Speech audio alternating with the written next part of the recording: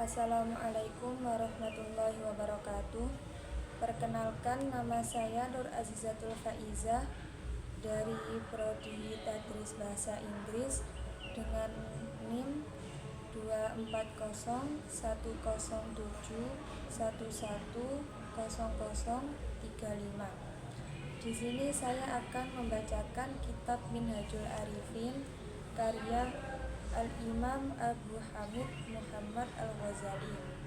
Saya akan membacakan mulai dari muqaddimah mu'allif sampai dengan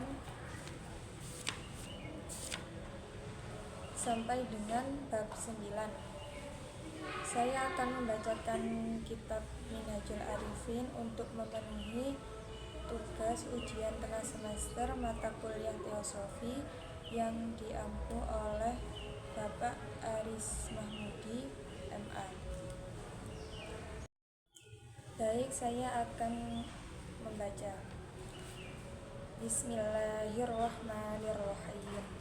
Alhamdulillahilladzi nawwir qulubal arifina bidzikruh wa antiq alsinatahum bisyukrih wa ammir jawarihahum bihidmatih fahum fi riyadil insani yarta'un wa ila awkaril mahabbati ya'un dzakaruhum fadzakaruh wa ahabbuhum fa ahabbuh wa radiya anhum faradu anhu ra'su malihim al-iftiqar wa nidhamu amrihim al-iddirar ilmuhum dawa'ud dunub wa urfuhum tibbul qulub fahum masabihu anwari hujjatih wa mafatihu khazaini hikmatih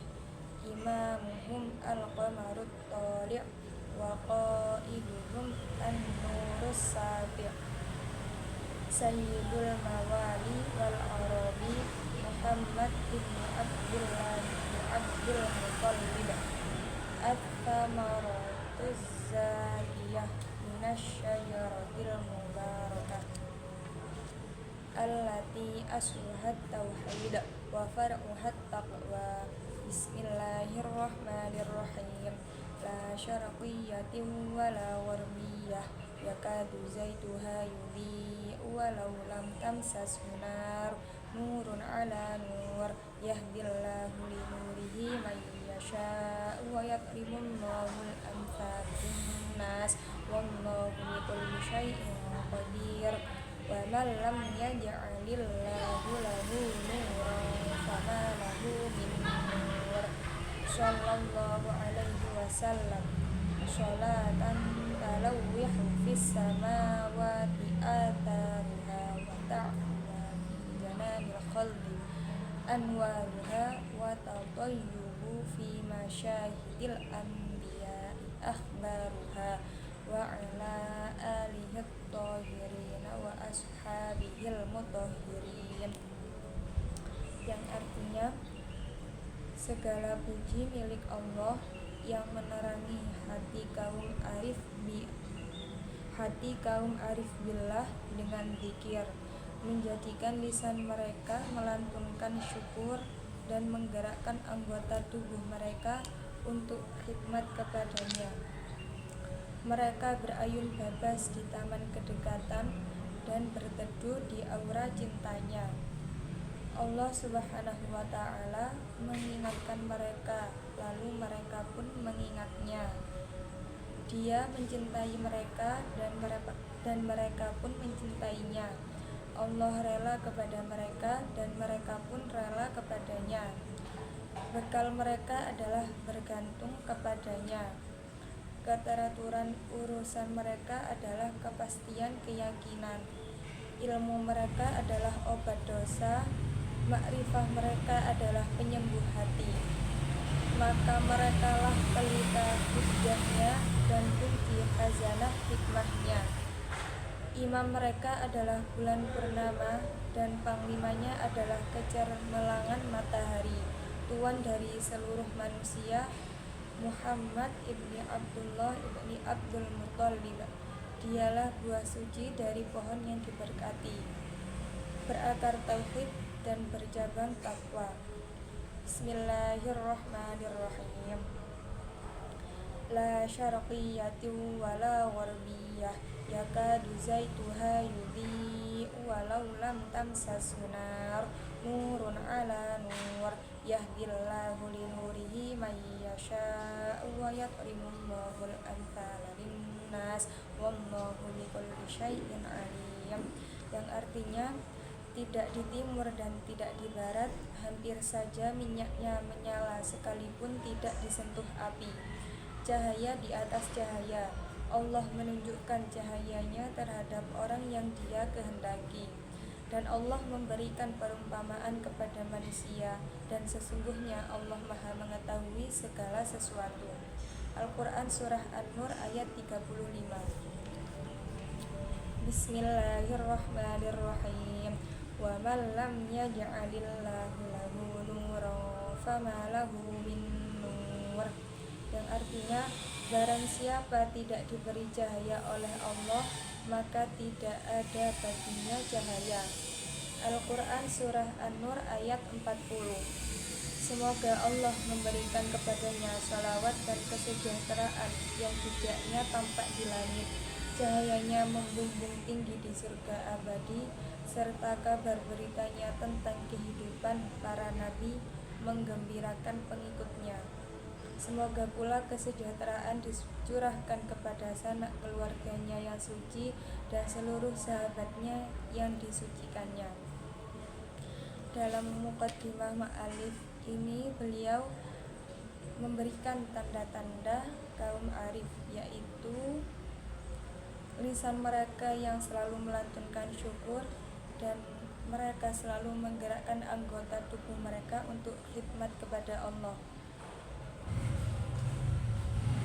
Mereka selalu mengingat Allah, maka Allah pun mengingatnya.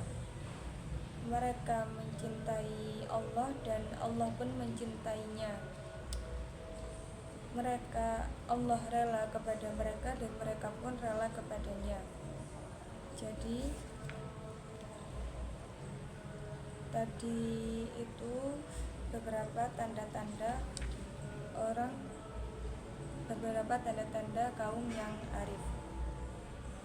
Selanjutnya masuk ke bab 1.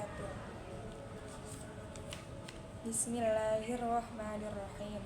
Al-babul awwal al-bayanu nahwul muridin yaduru ala thalathati usulin al-khawfu war-raja'u wal-hubbu. Fal-khawfu far'ul ilmi war-raja'u far'ul yaqin wal-hubbu far'ul ma'rifah.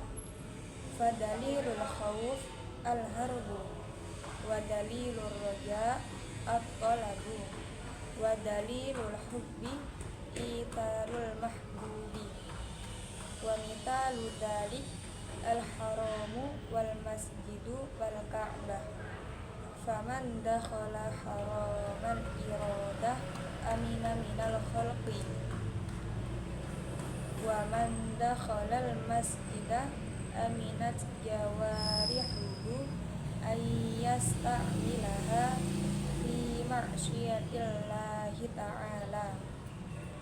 Wa man dakhala al-ka'bah amina qalbuhu ayyashtawila bi ghairi dzikrillahi azza wa jalla. Fa idza asbahal 'abda lazimahu ayyandura fi dhulmatil lail wa nurin nahar wa ya'lama inna ahaduhuma idza dhahara azlu sahibihi anil wilayah fakadzalika nurul ma'rifah. Idza dhahara azlu dzulmatil ma'asi anil jawarih fa in kanat halatuhu halatan yardaha lihululil mauti. Syukrullahi ta'ala ala taufiqihi wa ismati. Wa in kanat halatuhu halatan yukrahu ma'ahal mauti intaqala anha bisihhatil azimati wa kamalil juhdi. Wa 'allama alla malja'a minallahi illa ilaih, kama annahu la wusula ilaihi illa bihi.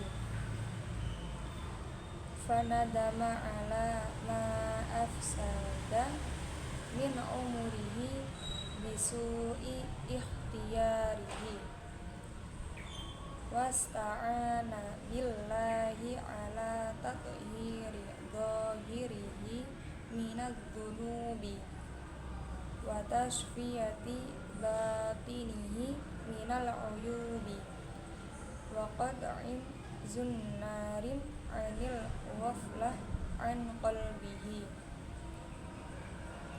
wa tafa'a narusyahwati an nafsihi wa istiqama ala tariqil haqqi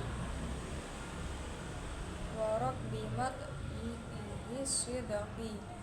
Fa innan nahara dalilul akhirah wal laila dalilud dunya wan nauma syahidul mauti wal abda qadimun ala ma aslafa wa nadama ala ma khalafa.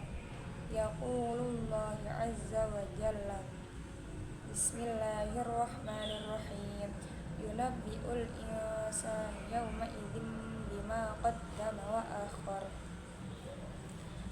Yang artinya, bab pertama, nasihat untuk al-muridin, yaitu para pencari Allah. Penjelasan ini berkisar pada 3 dasar. Al-khawuf yang berarti takut, ar-roja yang berarti harapan, dan al-hub yang berarti cinta. Al-khawuf adalah cabang ilmu, ar-roja adalah cabang keyakinan, dan al-hub adalah cabang makrifah. Dalil atau bukti dari al-khawuf adalah al-harbu, yaitu lari. Bukti dari ar-roja adalah at-talab, yaitu permohonan. Dan bukti dari al-hub adalah lebih mengutamakan sang kekasih. Perumpamaan untuk ketiga-tiganya adalah al-haram, masjid, dan Ka'bah. Barang siapa memasuki haram al-iradah, maka dia aman dari makhluk. Barang siapa memasuki masjid, berarti anggota tubuhnya aman dari perbuatan maksiat kepada Allah. Dan barang siapa memasuki Ka'bah, maka hatinya akan aman dari kesibukan selain mengingat atau zikir kepadanya. Jika seseorang melihat pagi hari, pasti akan didahului kegelapan malam dan berlanjut terangnya siang hari. Jika siang hari datang, dia akan menyaksikan hilangnya malam. Begitu juga jika malam hari tiba, hilanglah siang. Adalah cahaya makrifah yang jika cahayanya muncul, sirnalah kegelapan maksiat dari seluruh anggota tubuh. Jika seorang murid merasa rela terhadap kematian, maka dia harus bersyukur kepada Allah karena memperoleh taufik dan ismahnya. Jika dia membenci kematian, maka dia harus pindah kepada azimah atau keinginan yang benar dan harus benar-benar berupaya tidak membenci kematian. Sebab tidak ada tempat kembali kecuali kepada Allah. Begitu juga murid tidak akan sampai kepadanya kecuali dengannya. Dia harus menyesali kesalahannya akibat keliru dalam memilih jalan. Dia harus memohon bantuan Allah dalam upaya untuk membersihkan lahiriahnya dari dosa dan dalam upaya menyucikan kecacatan. Dia harus memotong tali kelalaian dari hatinya dan memadamkan api syahwat dari jiwanya. Dia harus istiqomah di atas jalan kebenaran dan berpegang pada kejujuran. Siang adalah isyarat akan akhirat dalam malam atau gelap sebagai lambang dunianya, sementara tidur sebagai saksi kematiannya. Seseorang akan membawa amalnya dan menyesali yang ditinggalkannya. Bismillahirrahmanirrahim.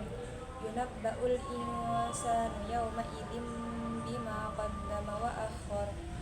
Yang artinya, pada hari itu diberitakan kepada manusia apa yang telah dikerjakan dan apa yang telah dilalaikan.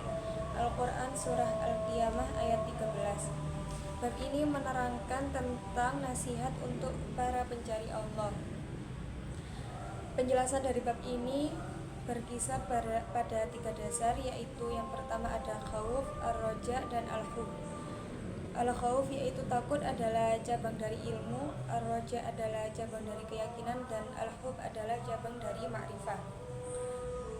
Bukti dari al-khauf adalah al-harbu, yaitu lari atau menjauh. Bukti dari ar-roja adalah at-thalab atau permohonan, dan bukti dari al-hub adalah lebih mengutamakan sang kekasih. Perumpamaan untuk ketiganya ialah al-haram, masjid, dan Ka'bah.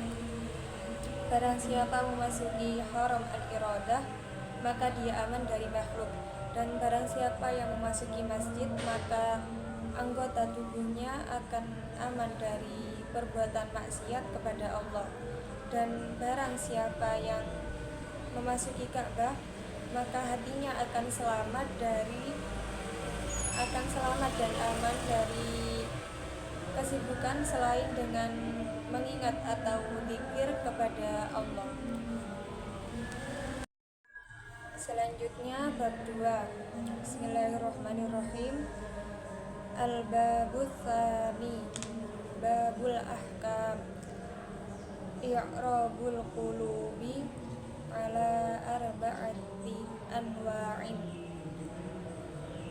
raf'un wa fathun wa khafdun wa waqfun, farahul qalbi fi dzikrillahi ta'ala, wa fathul qalbi fi ridai 'anillahi ta'ala, wa khafdul qalbi fil ishtighali bi ghairillahi ta'ala, wa waqful qalbi fil ghaflati 'anillahi ta'ala.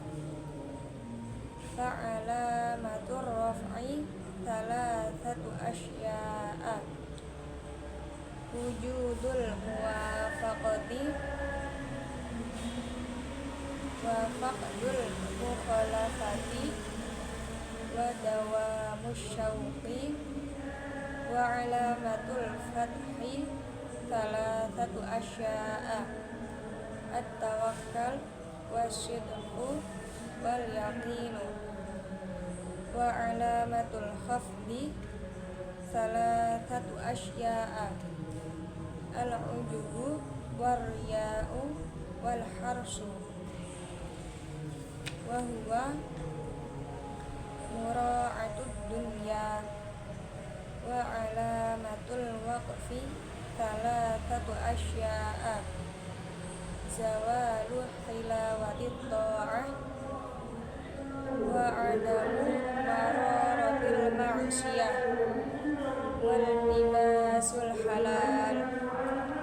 Yang artinya bab kedua menerangkan tentang hukum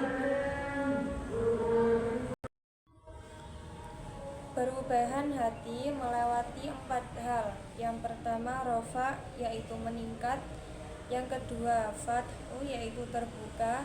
Yang ketiga khafat, yaitu turun. Dan yang keempat yaitu waqaf atau berhenti. Rofaknya hati dicapai dengan zikir kepada Allah Subhanahu wa taala. Fathunya hati dengan rela akan segala pemberiannya. Khofat adalah apabila hati sibuk dengan selain Allah, dan wakaf jika hati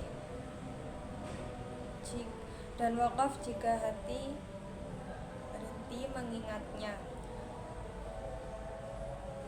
Tanda rofaknya hati ada tiga, yaitu terciptanya keserasian, hilangnya perbedaan, dan munculnya rasa rindu yang berkesinambungan. Tanda fathnya hati juga ada tiga, yakni tawakal, jujur, dan yakin. Begitu juga dengan khafat ada tiga, yaitu ujub, riya, dan kikir. Yang semuanya itu disebabkan oleh sikap terlalu mementingkan keduniaan. Sementara tanda-tanda wakaf juga ada tiga, yaitu hilangnya kenikmatan taat, tidak adanya kepahitan maksiat, dan campurnya yang halal dengan yang haram. Jadi bab 2 di sini menerangkan tentang hukum, yaitu perubahan hati melewati tiga hal: rofa, fathu, khafat, dan wakaf. Tanda-tandanya rofa ada tiga, yaitu terciptanya keserasian, hilangnya perbedaan, dan munculnya rasa rindu yang berkesinambungan, yang berkelanjutan. Tanda fathunya hati juga ada tiga, yakni tawakal, berserah diri kepada Allah, jujur, dan yakin. Begitu juga dengan khafat ada tiga, yaitu ujub, riya, dan kikir. Yang semuanya sifat itu disebabkan karena sikap terlalu mementingkan keduniaan. Sementara untuk tanda-tanda wakaf juga ada tiga, yaitu hilangnya kenikmatan taat, yaitu apabila ketika kita akan taat kepada Allah dengan melaksanakan perintahnya, kita tidak akan menemukan kenikmatan di dalam ketaatan ini. Tidak adanya kepahitan maksiat, yang berarti ketika melakukan maksiat akan selalu merasa tidak pahit, dalam artian selalu merasa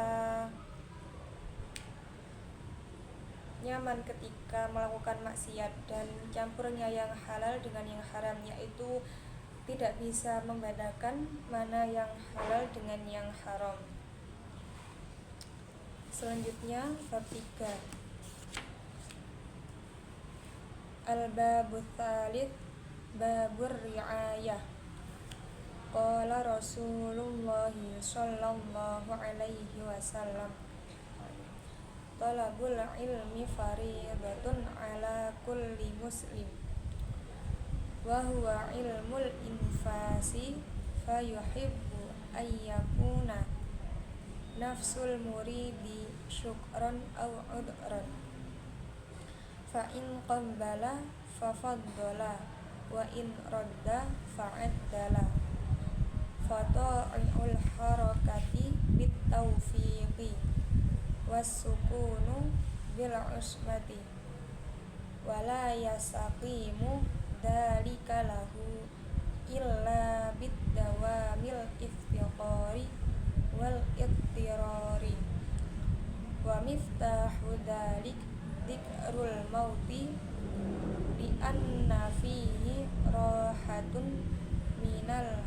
habsi wa najatun minal aduwi, wa qawamuhu biraddil umuri ila yaumin wahid, wa layyaltaima dzalika illa bittafakkuri fil awqati, wa babul fakri al-faragh, wa sababul faragh az-zuhud, wa imaduz zuhdi at-taqwa, wa sanamut taqwa al-khawf, wa zimanul khawf al-yaqin.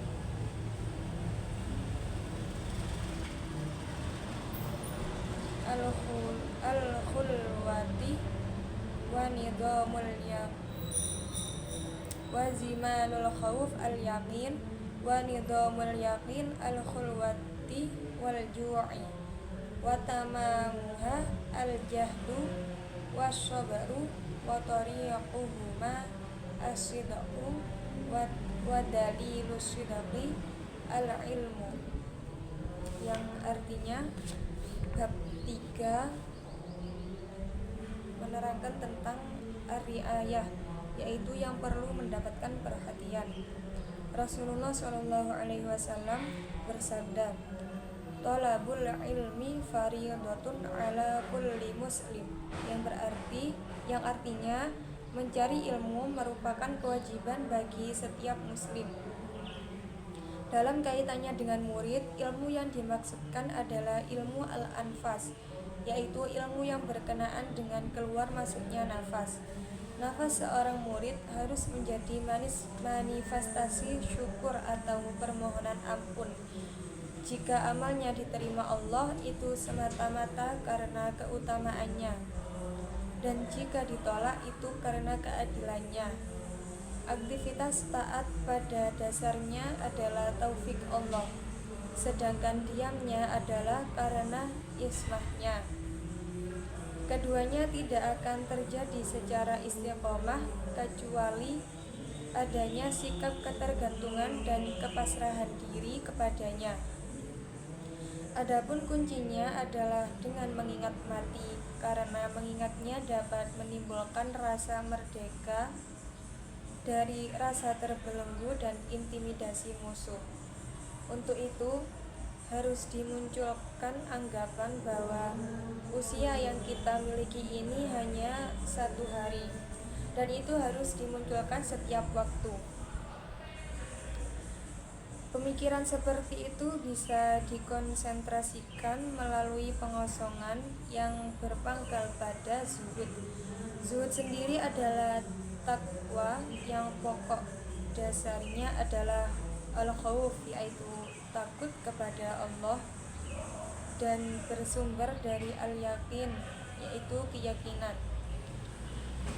Keyakinan sendiri bisa didapat melalui al-khalwat atau menyepi untuk beribadah dan lapar. Adapun untuk kesempurnaan al-khalwat dan al-ju' atau lapar adalah dengan kesungguhan dan jujur, dan bukti kejujuran seorang murid adalah ilmunya. Bab 3 ini menerangkan tentang ar-riayah yang perlu mendapatkan perhatian. Bab ini diawali dengan hadis yang menekankan bahwa menuntut ilmu adalah kewajiban bagi setiap muslim, dan dilanjutkan dengan penjelasan ilmu tentang nafas, yang berarti pada kesadaran dan pengendalian nafas, dan hendaknya nafas seorang murid diisi dengan syukur atau permohonan ampun kepada Allah.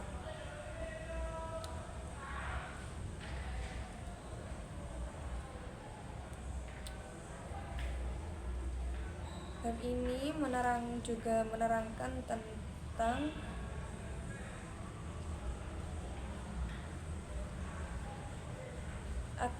tentang taat pada Allah, yang pada dasarnya ialah taufik dari Allah,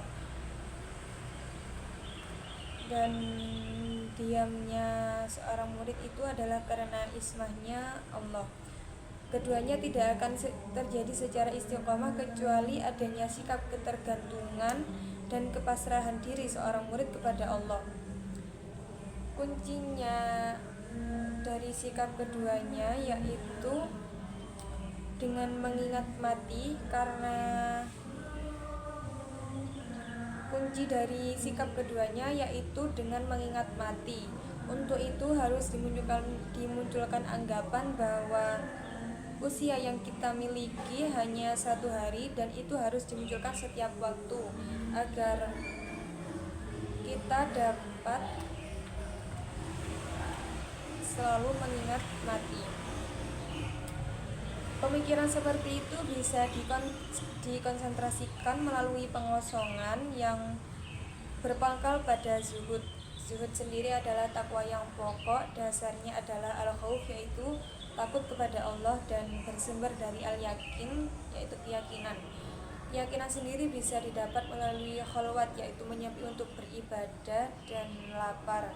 Adapun kesempurnaan dari al-khalwat dan al-ju' adalah dengan kesungguhan dan jujur, dan bukti kejujuran seorang murid ialah ilmunya. Selanjutnya bab 4. Bismillahirrahmanirrahim. Al-babur rabi', babun niyah. La budda lil abdi minan niyati fi kulli harakatin wa sukunin. Bismillahirrahmanirrahim.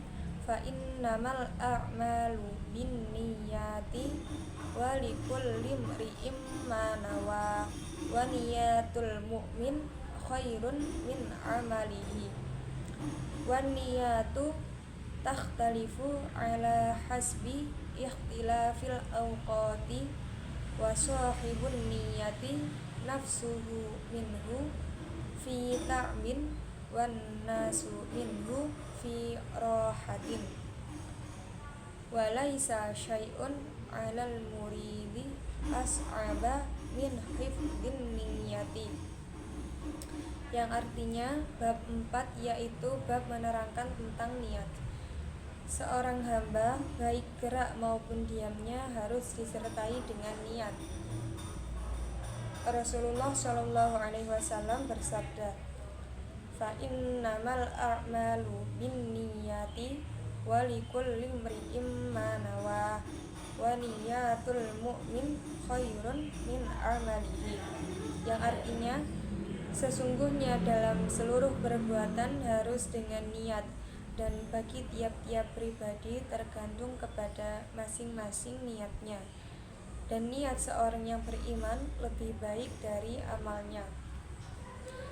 Niat sebagaimana iman bisa berjalan dengan grafik yang berbeda, tergantung kondisinya, sehingga bisa jadi orang akan merasa letih dibuatnya. Bagi orang awam yang perbuatannya tidak disertai kewaspadaan terhadap niat, akan terasa santai atau datar-datar saja. Tidak ada yang lebih sulit bagi seorang murid melebihi menjaga niat. Jadi bab 4 ini menerangkan tentang niat. Dari hadis yang telah dibaca di atas, Rasulullah bersabda,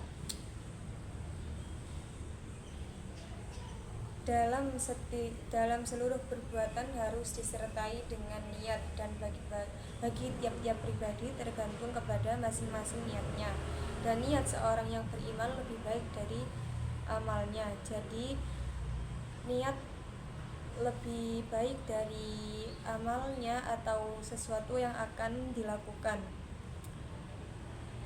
Dalam bab ini Rasulullah sangat menekankan seberapa pentingnya niat sebelum melakukan sesuatu. Bagi orang awam yang perbuatannya tidak disertai kehati-hatian terhadap niat, kewaspadaan terhadap niat, maka akan terasa santai atau datar-datar saja. Jadi ketika tidak niat, maka tidak apa-apa bagi orang yang awam tadi. Tidak ada yang lebih sulit bagi seorang murid melebihi menjaga niat. Jadi menjaga niat itu akan sulit bagi murid jika seorang murid tersebut tidak memiliki kewaspadaan terhadap hatinya sendiri akan pentingnya niat. Selanjutnya bab 5. Bismillahirrahmanirrahim. Al-babul khamis, babud dzikri.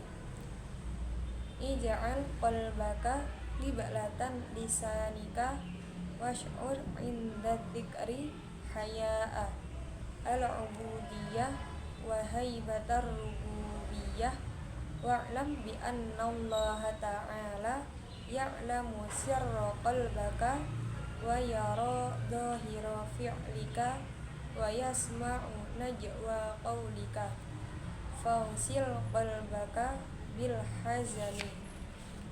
wa waqada fihi narul khawfi fa idza zala hijabul ghaflati an qalbaka kana dzikruka bihi ma'a dzikrihi laka. Qala Allahu ta'ala bismillahirrahmanirrahim wala dzikrullahi akbar li'annahu dzikruka ma'al ghina anka wa anta dzakartahu ma'al faqri ilaihi. Faqala bismillahirrahmanirrahim ala bidzikrillahi tatma'innul qulub fayakunu idminanil qalbu fi dzikrillahi lahu wa wajluhu fi dzikrillahi. Qala Allahu ta'ala bismillahirrahmanirrahim innamal mu'minuna alladzina idza dzukirallahu wajilat qulubuhum wadzikru dzikrani dzikru khalisin bimuwafaqatil qalbi fi suqutin nadari ila ghairillah wa dzikru syafin bighina ilhimmati anid dzikri. Qala Rasulullah sallallahu alaihi wasallam la uhsi sana'an 'alaika anta kama athnaita 'ala nafsika, yang artinya bab 5 menerangkan tentang zikir. Jadikanlah hati Anda sebagai kiblat lisan dan rasakan di saat zikir Anda perasaan malu menjadi hamba yang memandang kehebatan ketuhanan. Allah mengetahui rahasia hati dan gerak lahir jasad serta mendengar bisikan kata Anda. Cucilah hati Anda dengan rasa sedih dan nyalakan dengan api ketakutan. Jika hijab kelalaian telah tersingkir dari hati Anda, maka zikir kepada Allah akan muncul bersamaan dengan zikirnya kepada Anda. Allah Subhanahu wa ta'ala berfirman, bismillahirrahmanirrahim ala bidzikrillahi tatma'innul qulub. Artinya, ingatlah dengan mengingat Allah hati akan menjadi tenang. Al-Quran Surah Ar-Ra'd ayat 28. Zikirnya Allah kepada Anda bukan berarti Dia butuh Anda, justru zikir Anda kepadanya yang karena butuh. Firman Allah, bismillahirrahmanirrahim wala dzikrullahi akbar, yang artinya dan sesungguhnya mengingat Allah itu adalah lebih besar. Surah Al-Ankabut ayat 45. Seorang hamba akan tenang hatinya jika di saat mengingat Allah disertai getaran, seperti firman Allah dalam Al-Quran Surah Al-Anfal ayat 2, yaitu bismillahirrahmanirrahim innamal mu'minuna alladzina idza dzukirallahu wajilat qulubuhum, yang artinya sesungguhnya orang-orang yang beriman adalah orang-orang yang jika disebutkan nama Allah bergetarlah hati mereka. Zikir sendiri ada dua, yaitu zikir al-khalis dan zikir as-sofi. Zikir al-khalis adalah zikir yang dilakukan seorang hamba atas dasar kesesuaian hati untuk melenyapkan selain Allah. Sedangkan zikir as-sofi adalah zikir yang dilakukan dengan leburnya himmah dalam zikirnya. Rasulullah SAW bersabda, la uhsi thana'an 'alaika anta kama athnaita 'ala nafsika, yang artinya aku tidak dapat menghitung pujianku atasmu sebagaimana engkau memuji dirimu sendiri. Jadi bab 5 ini menerangkan tentang bab zikir. Bab ini menerangkan tentang keutamaan zikir.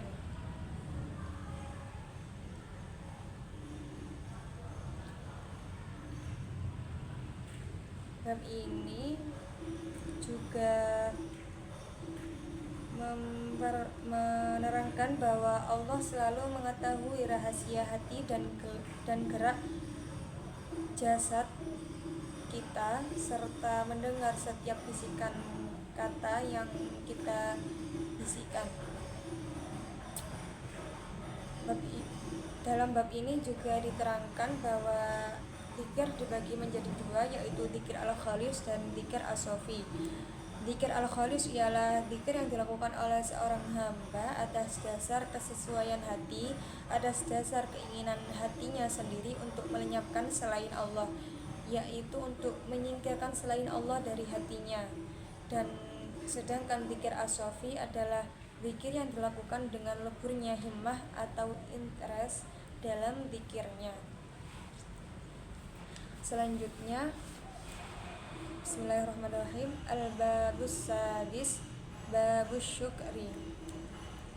Wa fi kulli nafsin min anfasil abdi ni'matullahi tatajaddadu alaihi yalzamuhul qiyamu bisyukriha wa adna syukri ayyara an-ni'mata minallahi ta'ala wa yarda bima a'tahu wa la yukhalifahu bi syai'in min ni'amihi wa tamamus syukri fil i'tirafi bilisanis sirri annal khalqa kullahum ya'jizuna an adai syukrihi ala aswari juz'in min ni'amihi wa in balaghu ghayatal majhudi li anna taufiqi lisyukri ni'matun hadithatun yajibu syukru alaiha fayalzamuka ala kulli syukrin syukron ila ma la nihayata lahu fa idza tawallallahu al-'abda hamala anhu syukrahu faradi anhu biyasirin wa hatta anhu ma ya'lamu annahu la yablughuhu wa yud'ifuhu. Bismillahirrahmanirrahim. Wa ma kana 'ata'u rabbika mahdura, yang artinya bab 6 menerangkan tentang syukur. Setiap hembusan nafas seorang hamba adalah nikmat Allah juga, dan nikmat itu selalu fresh mengiringi setiap desah nafasnya. Untuk itu, seorang hamba wajib mensyukurinya. Syukur yang paling rendah tingkatnya adalah menyadari bahwa nikmat itu berasal dari Allah, serta rela menerima dan tidak mengingkarinya. Adapun bentuk sempurnanya syukur adalah pengakuan dengan bahasa rahasia bahwa seluruh makhluknya tidak akan mampu mengucapkan rasa syukur atas nikmat, meski yang terkecil yang diberikan kepadanya, meski melalui upaya yang relatif besar. Mengingat tumbuhnya taufik untuk mensyukuri nikmat itu sendiri merupakan nikmat yang wajib disyukuri, maka setiap syukur wajib disyukuri. Begitu seterusnya hingga tidak ada batas akhirnya. Apabila Allah mengasihi seseorang, maka Dia akan memberikan kepadanya kemampuan mensyukuri nikmatnya, merasa rela berapapun kecilnya, sebab Dia yakin bahwa sekecil apapun nikmat pemberiannya, pada hakikatnya tidak dapat diimbangi rasa syukur hamba. Allah berfirman dalam Al-Quran surah Al-Isra ayat 20, yaitu Bismillahirrahmanirrahim. Wa ma kana 'ata'u rabbika mahdura, yang artinya dan kemurahan Tuhanmu tidak dapat dihalangi. Jadi bab 6 ini menerangkan tentang syukur.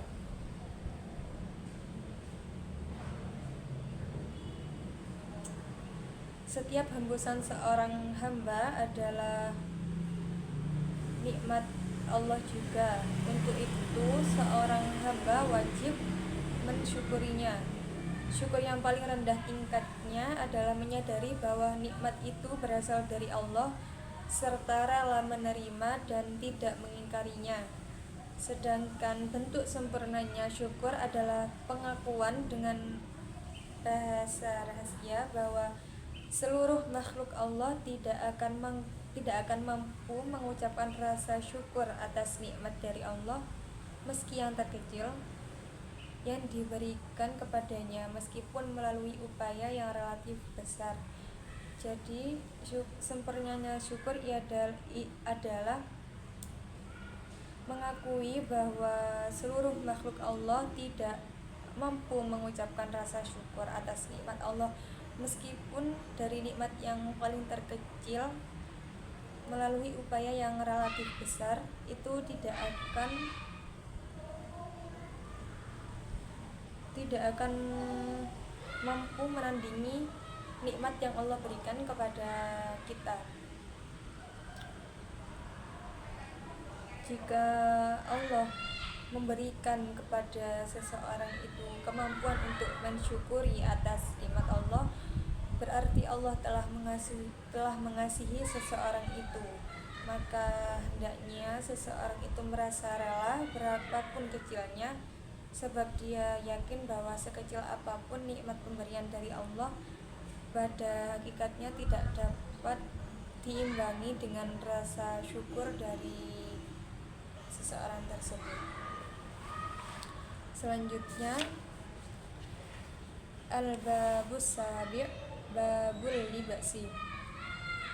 Al-libasu ni'matun minallahi ala 'abdihi basturu bihi al-basyarata wa libasut taqwa dzalika khair wa khairu libasika ma la yashghulu sirraka 'anillahi ta'ala fa idza labista thawbaka fadhkur mahabbatallahi as-sitra 'ala ibadihi fala tafdah ahadan min khalqihi bi'aibin ta'lamuhu minhu washtawil bi'aibi nafsika fasturhu bidawamil ittirari ilallahi ta'ala fi tadhhirihi fa innal 'abda idza nasiya dhanbahu kana dzalika 'uqubatan lahu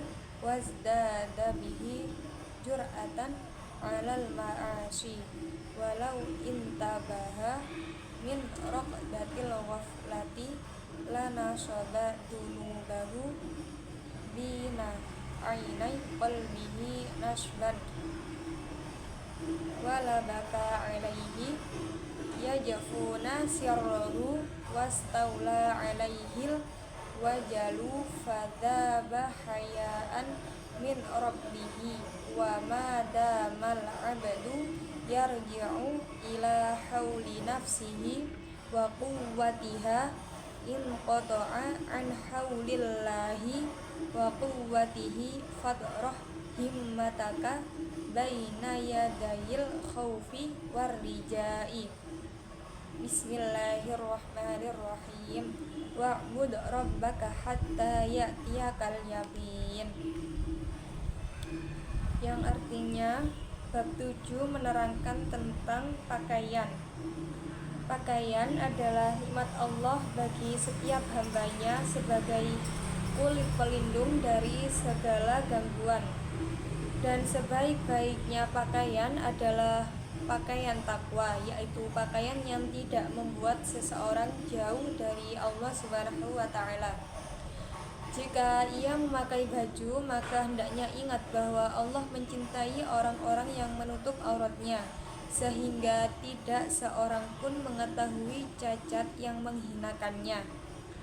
Oleh sebab itu, seseorang hendaknya sibuk dengan cacatnya sendiri, menutupi sambil menyucinya dengan penuh kepasrahan kepadanya. Seseorang yang lupa dosanya tidak lain itu adalah hukuman sebab dengan kelalaiannya itu dia akan mengulanginya lagi. Jika dia menyadari dosa yang pernah dilakukan, hendaknya itu dia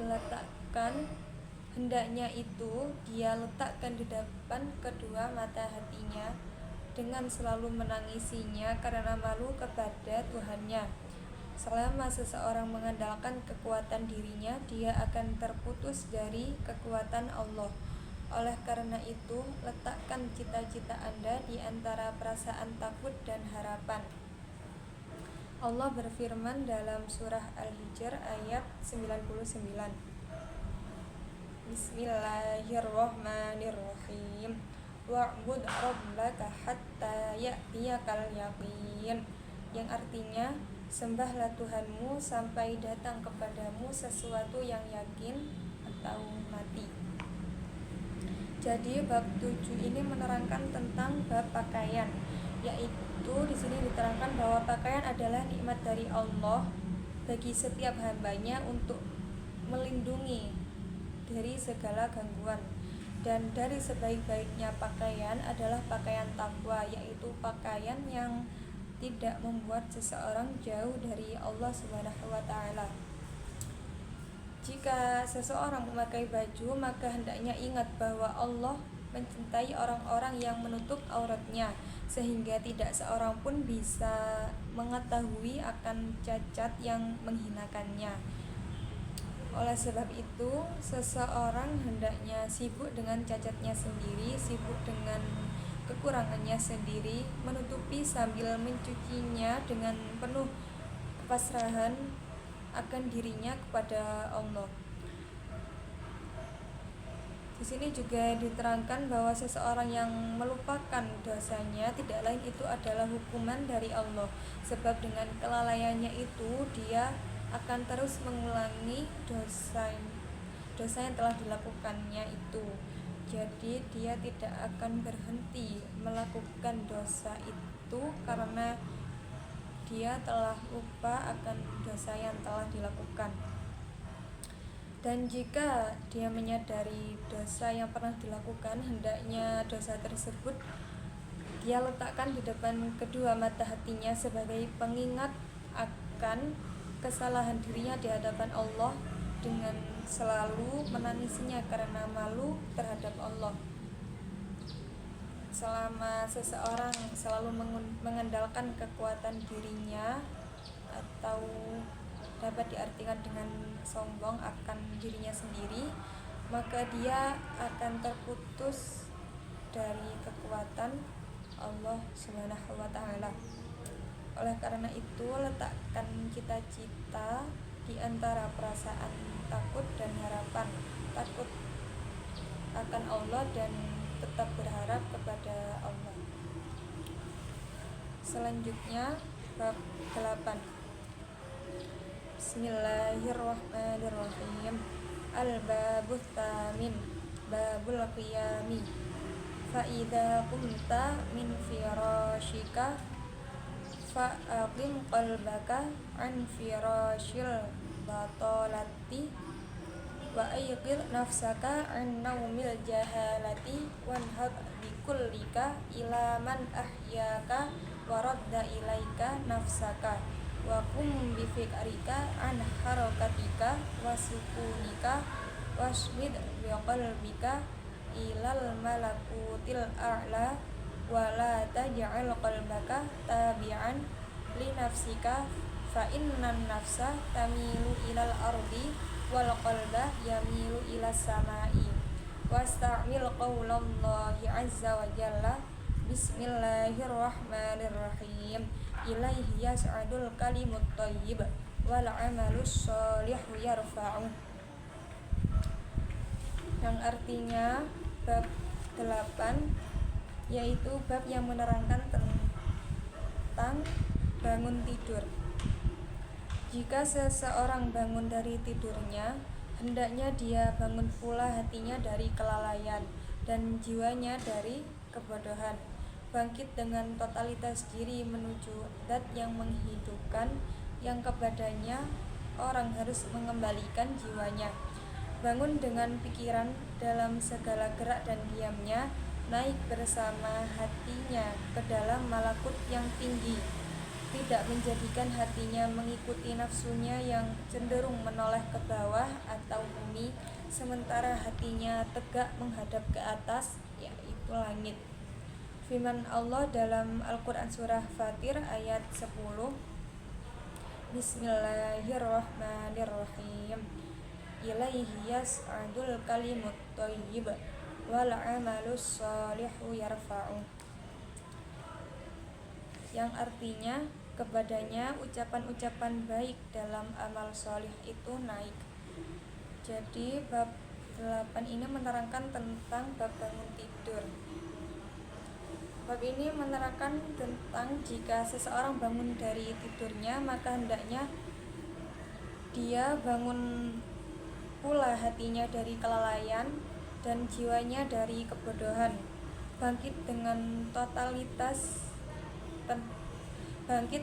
ketotalitasan diri menuju Allah, bangun dengan pikiran dalam segala gerak dan diamnya, naik bersama hatinya ke alam malakut yang tinggi, serta tidak menjadikan hatinya mengikuti hawa nafsunya yang cenderung menoleh ke bawah, sementara hatinya tegak menghadap ke atas langit. Bab selanjutnya, bab 9. Bismillahirrahmanirrahim. Al-babut tasi', babus siwak. Wasta'milis siwaka fa innahu matharatun lil fami mardatun lirrabbi wa dhahiraka wa batinaka an danasil isaati wa akhlis a'malaka an kadarir riyai wal ujabi wa ajilla qalbaka bisofi dikrihi wa da'anka ma la yanfa'uka bal yadurruka. Yang artinya, bab 9 menerangkan tentang siwak.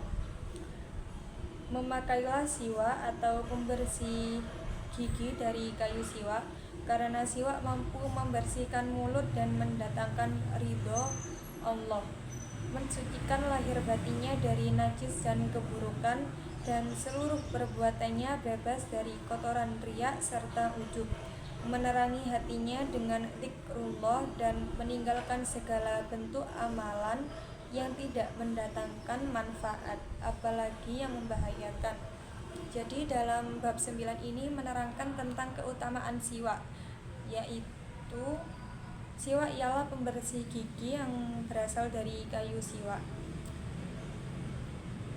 Beberapa keutamaan siwak yaitu mampu membersihkan mulut dan mendatangkan ridho dari Allah. Yang kedua, mensucikan lahir batinnya dari najis dan keburukan, serta seluruh perbuatannya bebas dari kotoran riya serta ujub. Yang ketiga, menerangi hatinya dengan zikir kepada Allah. Yang keempat, meninggalkan segala bentuk amalan yang tidak mendatangkan manfaat, apalagi yang membahayakan. Jadi beberapa keutamaan siwak tadi yang telah disebut telah diterangkan di dalam bab 9 ini.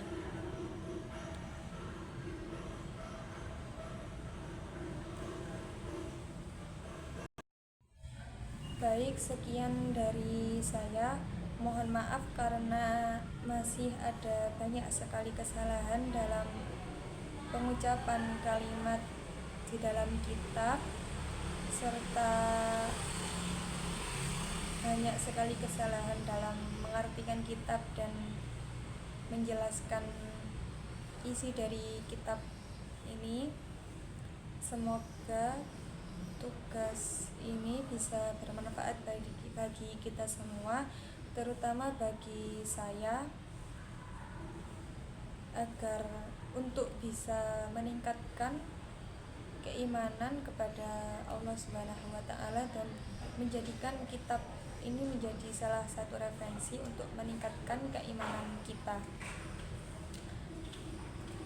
Sekian dari saya, wabillahi taufiq wal hidayah.